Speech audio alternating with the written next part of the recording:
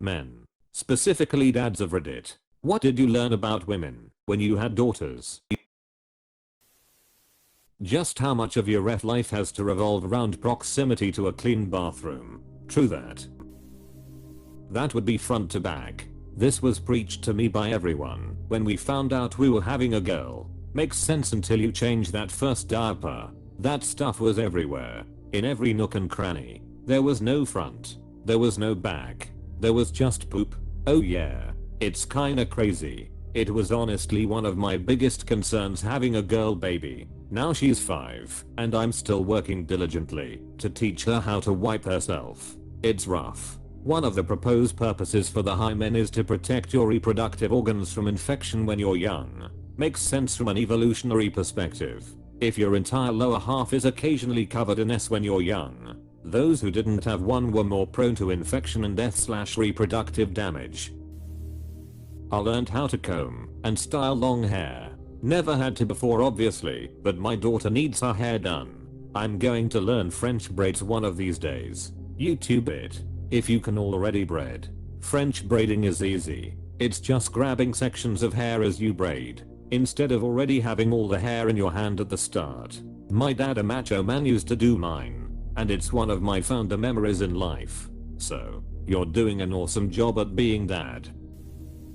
Mostly period stuff. My children, 3 girls, do rather enjoy complaining to me about the things that come with periods. Period cramps. Period nausea. Period farts and shits. Period headaches. I'm sure there's more, but I think you get the idea. And then they will do stuff like remind me how it's all my fault. You know, because I'm shooting the exes. It's mostly in good fun though. We get along great. So they know they can tease me about all this stuff. But yeah, period stuff.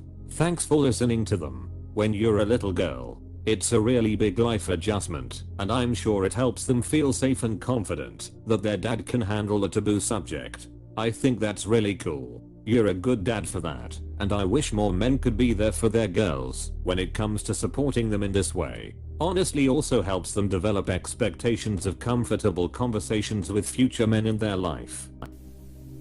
How to listen.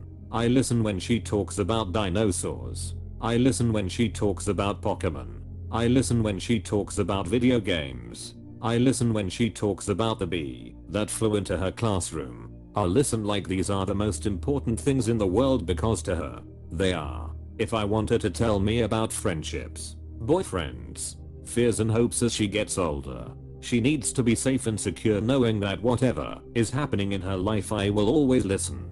That starts right now. This is incredibly accurate. I'm only at the 8-month mark, but I love listening to my son babble incoherently. Can't wait till he's actually telling me about his day. It's worth it, man. It really is. You make me want to have kids now. Damn. I learned that if they are a bunch of them, since they were little they can be just like boys. Farting and fighting and talking smack. I also learned that physically, until about puberty they can compete in almost all the same sports at a very close, if not higher level with boys. Code sports. Heh. I taught my girls to smack talk when playing video games. Them, dad you beat us again. Me, jit gud noob, all in good fun. Of course. You answer anything she gives you. Toy phone, teddy or a banana. You put in a Oscar-worthy performance. Finally, one I can relate to. My daughter is only 19 months old, so we haven't had the period/boy/sex talks yet. When she puts something up to her ear, says dada and hands it to me, you bet that I'm answering it like it's the most important call of my life. Everything is important to them. That's why it's super important to us. Capital Punisher takes the call. Hello. I need all the fruits delivered here. I also need dinosaurs, more teacups, and a pink Barbie car. Mine, 2 girls, 16 and 9 and 12. Yo boy, have completely different personalities. I've learned how to honestly answer any question asked, regardless of how uncomfortable it may seem. Q1, G12. Yo, at that time, dad, what are lesbians? She had read the word somewhere. My answer, lesbians are 2 women in a sexual relationship.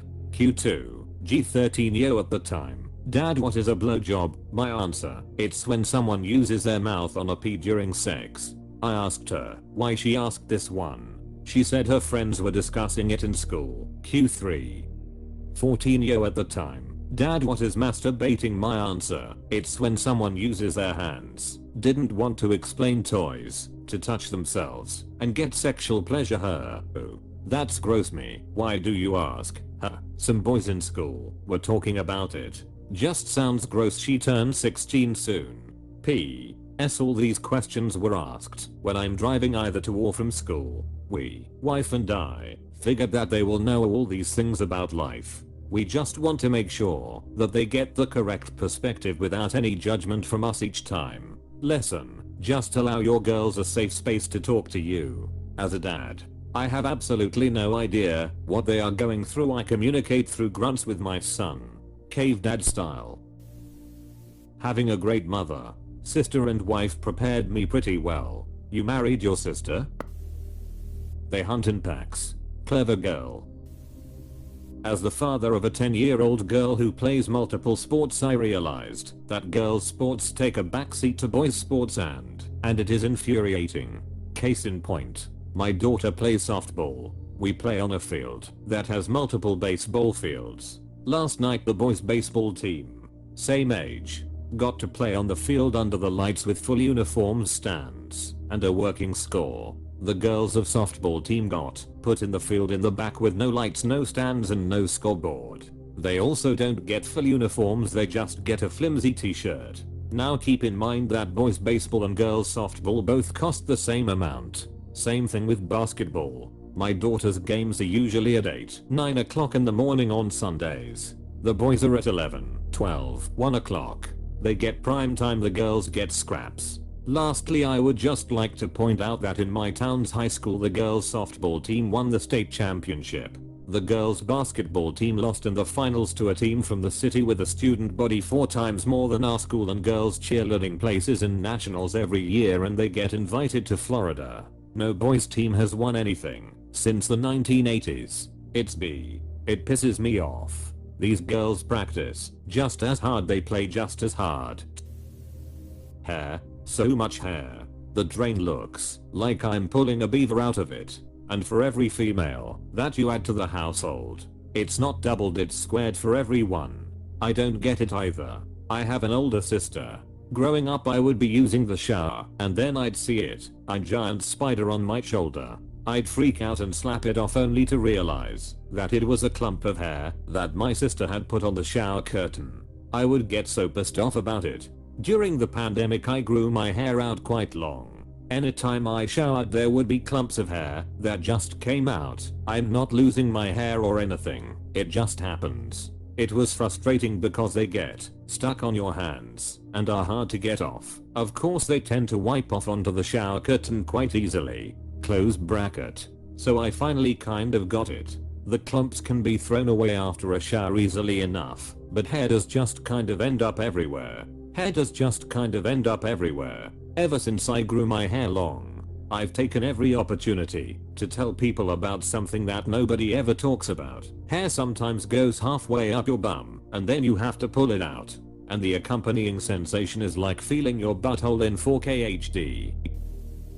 It made me cautious around my fellow man. My thoughts have now been toned to cater to my daughter, wife, and women in general more now than I did before. The world just looks different now. After having daughters, my thoughts towards women's rights, and just women in general, have changed quite a bit. Not that I was some misogynistic pig before, but now things that mattered relatively little to me before suddenly became personal. This always sounds about 100 times worse than people who say it out loud think it will. Cause most people will obviously be wondering why you only treat a gender well if it's personal. To some extent yes. But for me, it wasn't about treating women poorly. I don't think, or at least I hope, that I didn't treat anyone differently based on gender. It's more like it became our fight instead of their fight for things like pay equality etc etc.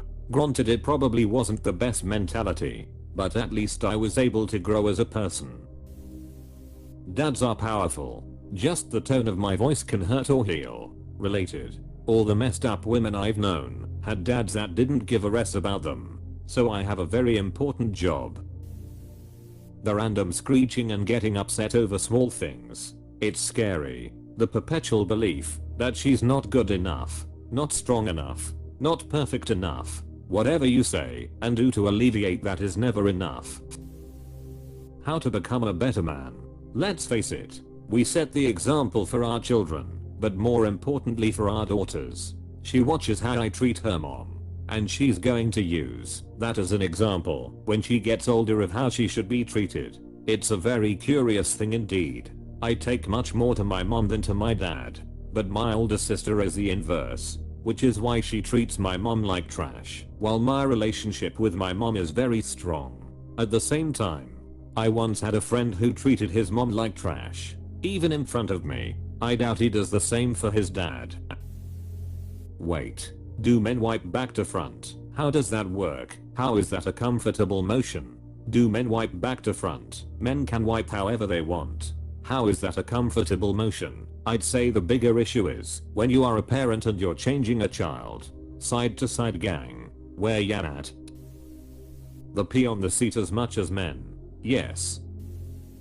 They all need to learn self-defense against sexual predators. Unfortunately, if I ever have daughters, they will be raised not very different from boys. I want them to be strong, unwavering.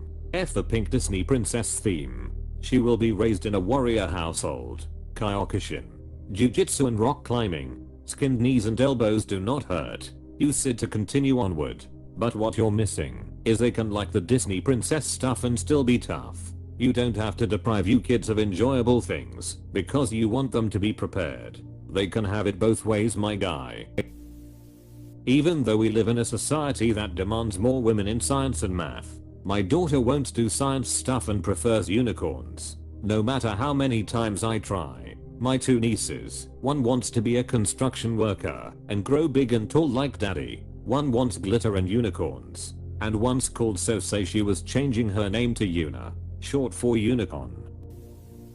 It is perfectly normal for periods to start in young girls at a very early age. I always associated it with mid/late teens. My eldest started when she was 8. Again, normal, not necessarily hitting the average age, but it's not unheard of. What I found most uncomfortable about that was that the local GP will then ask your 8-year-old daughter if she is sexually active, which was a bit weird for me, because when I was 8 I was running around in shorts pretending to be He-Man, not trying to understand the medical definition of penetration. We wonder why girls tend to be more mature than boys. It's often because they have no other choice. Thankfully a colleague at work advised me to take them out for a family meal to celebrate their first periods. Something I found really weird, but it was something that made them feel like normal people again, and proud, not ashamed or scared of what happened. In response to I learned that piece of genius from NOFX.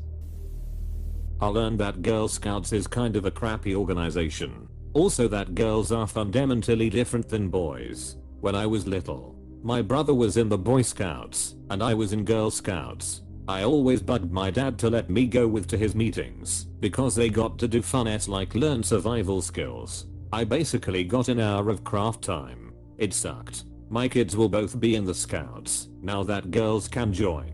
Much better curriculum. If the troop sucks, I'll step in to make it better. Since as an adult I got to do SARE and really learned some great survival skills. If they still hate Scouts I can still teach them on my own. But there's really something about learning with peers that makes it a good social activity.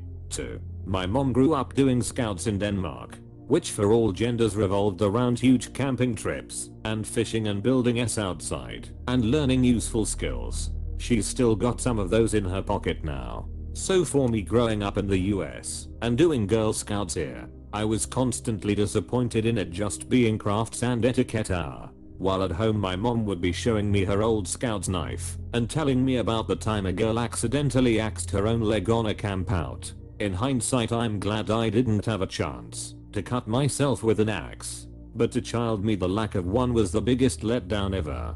And hey, maybe I would have actually learned a thing or two I'd still recall and use now as an adult.